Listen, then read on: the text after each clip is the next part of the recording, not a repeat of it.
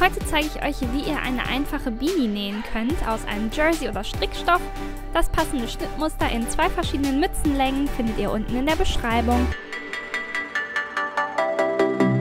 Hallöchen ihr Lieben, ich bin's Juliana vom Do-It-Yourself-Modelabel Juliana Matthäus. Und wer mich kennt, weiß, dass ich Mützen und Hüte liebe. Deswegen geht es heute um diese einfache Beanie. Viel Spaß! Ja, viel gibt es dazu gar nicht zu sagen. Ich würde sagen, es kommt nur auf einen coolen Stoff an. Dann das Schnittmuster, das gibt es in 2 verschiedenen Längen. Das ist die kurze Variante.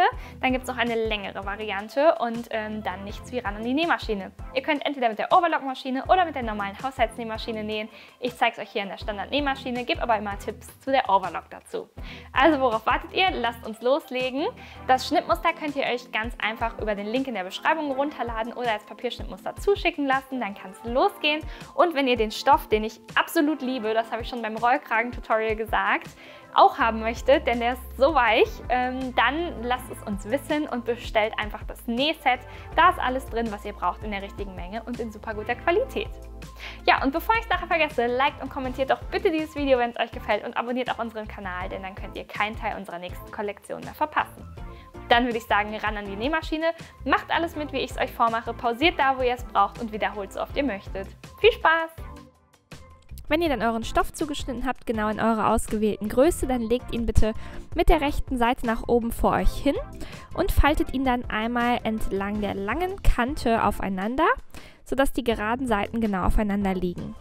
Steckt dann diese Strecke einmal aufeinander mit ein paar Stecknadeln und lasst links hier oder rechts, das könnt ihr euch aussuchen, ich mache es links, eine kleine Strecke frei von ungefähr 10 cm. Diese Strecke dient uns später als Wendeöffnung.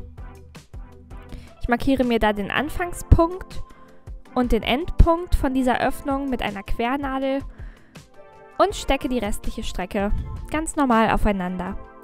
Die Nahtzugaben sind bereits im Schnitt enthalten und wir nähen jetzt einmal zur Wendeöffnung und dann von da nochmal die restliche Strecke einzeln. Stellt dazu einen Stretch-Stich ein an eurer Nähmaschine und eine Stichlänge von 2,5. Wir nähen mit einer Nahtzugabe von 1 cm. Ihr könnt übrigens auch jetzt für diese Nähte, die ich euch jetzt zeige, eure Overlock-Maschine benutzen, wenn ihr eine habt. Dann kürzt die Nahtzugaben bitte einmal auf die Länge eurer Overlock-Maschinen-Nahtbreite. Oft ist das nur 0,5 oder 0,7 cm und näht dann einmal hier gerade runter. Wenn ihr bei eurer Wendeöffnung ankommt, bei der ersten Position, dann verriegelt dort bitte den Stich, hebt Nadel und Nähfuß und schneidet euer Garn da ab und setzt dann anschließend wieder genau beim anderen Ende der Wendeöffnung an und näht da runter bis zur Kante von eurer Beanie. Da verriegeln wir auch wieder, nähen einmal weiter gerade runter, genau bis zum Stoffende. Und dort verriegeln wir erneut. Wenn ihr mit der normalen Nähmaschine genäht habt, dann könnt ihr die Nahtzugaben jetzt einmal auseinanderbügeln, so wie ich es hier gemacht habe.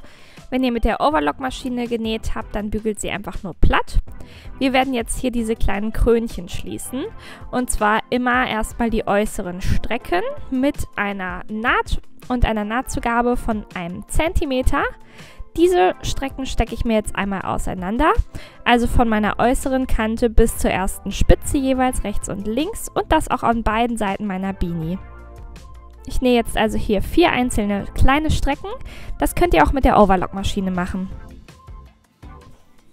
Wichtig ist, dass ihr genau hier bei der Stoffkante anfangt zu nähen und je leichter ihr in diese Kurve einlauft, also zu diesem Stoffbruch, desto weniger bilden sich da später solche Ecken, wie man manchmal auch bei so einer Beanie sieht. Also wirklich ganz eine sachte Kurve nähen von diesem Stoffbruch, kommend in die Kurve bis hoch zur Spitze. Dann wieder verriegeln am Stoffende und das Ganze noch genauso bei den 3 restlichen Kanten machen. Hier konnte man gerade ganz gut sehen, wie leicht ich da in diese Kante einlaufe. Ich zeige euch das nochmal von nahem. Hier rechts an der Kante, da geht es darum. Wenn dieser Verlauf sehr schön und gleichmäßig in diese Kante geht, dann wird es am schönsten. Dann greifen wir uns einmal in diese Kronen und legen einmal die jeweils noch offenen Kanten aufeinander, rechts auf rechts. Das Ganze sieht dann so aus Und diese Strecke von dem einen Stoffbruch ganz links bis nach ganz rechts stecken wir uns dann ebenfalls noch aufeinander. Wenn ihr mit der normalen Nähmaschine genäht habt, dann achtet darauf, dass eure Nahtzugaben auch schön auseinander liegen oder in eine Richtung zeigen. Und bei der Overlock-Maschine ebenfalls, dass sie in eine Richtung zeigen. Das könnt ihr genauso auch schon auf der anderen Seite eurer Beanie stecken und dann nähen wir hier einmal rüber von der einen Seite bis zur anderen und auf der anderen Seite der Beanie auch. Ich fange jetzt wieder genau an der einen Stoffkante an zu verriegeln. Wieder möglichst sanft, hier bin ich in die Seite eingelaufen und nähe dann einmal genau rüber bis zu meinem anderen Stoffbruch. Das heißt, ich nähe jetzt über die beiden Nähte, die wir da eben aufeinander gesteckt haben und die auch genau aufeinandertreffen sollten beim Nähen. Achtet da gerne noch einmal drauf und steckt euch sonst auch eine Quernadel oder heftet die Strecke sogar, denn wir möchten, dass alle Nähte oben in der Mitte der Beanie zusammenlaufen. Bei der Seite der Beanie, wo ihr in der Naht endet, reicht es auch, wenn ihr an der Naht dann aufhört zu nähen. Da müsst ihr nicht bis zur offenen Stoffkante nähen. Wendet dann die komplette Beanie einmal durch eure Wendeöffnung und krempelt sie komplett so um, dass die rechte Stoffseite außen ist.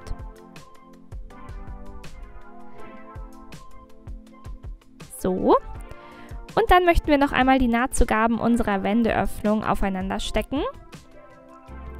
Diese Wendeöffnung, die wird später im Inneren der Beanie liegen, deswegen können wir da einfach von außen mit einer Naht gleich drüber nähen. Wenn ihr möchtet, könnt ihr diese Strecke aber auch mit ein paar Handstichen schließen.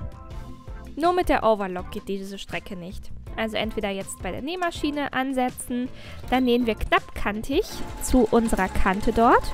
Die 1 cm sind also nach innen gefaltet und festgesteckt und wir fangen einmal am Anfang der Wendeöffnung an zu verriegeln und nähen dann ganz knapp, also nur 1-2 mm von der umgeschlagenen Kante entfernt, einmal runter bis zum Ende der Wendeöffnung und da verriegeln wir dann wieder. Dann einmal alles abschneiden und so sieht die gerade gefertigte Naht dann aus.